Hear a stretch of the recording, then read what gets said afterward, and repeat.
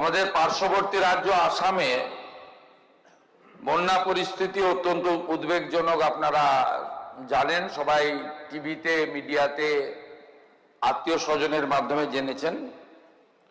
ওখানে আমাদের বাঙালিরাও প্রচুর থাকেন এবং আসামের সঙ্গে আমাদের অত্যন্ত আত্মিক সম্পর্ক রয়েছে পশ্চিমবঙ্গের সঙ্গে। প্রায় 100 জনেরও বেশি মানুষের মৃত্যু ঘটেছে।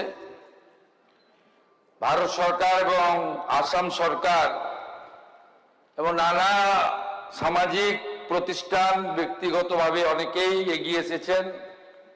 ছত্তিশগড়, মণিপুর রাজ্যের সেখানকার সরকারও আসাম সরকারকে সহযোগিতা ঘোষণা করেছে। আমি পশ্চিমবঙ্গ সরকারের পক্ষ থেকে মুখ্যমন্ত্রীর ত্রাণ তহবিল থেকে 10 কোটি টাকা আর্থিক সাহায্য আসাম সরকারকে আমরা দেওয়ার জন্য এখানে প্রস্তাব রাখছি এবং আমরা সেটা আসামের মুখ্যমন্ত্রী মহোদয়ের কাছে পৌঁছে দেওয়ার ব্যবস্থা করব।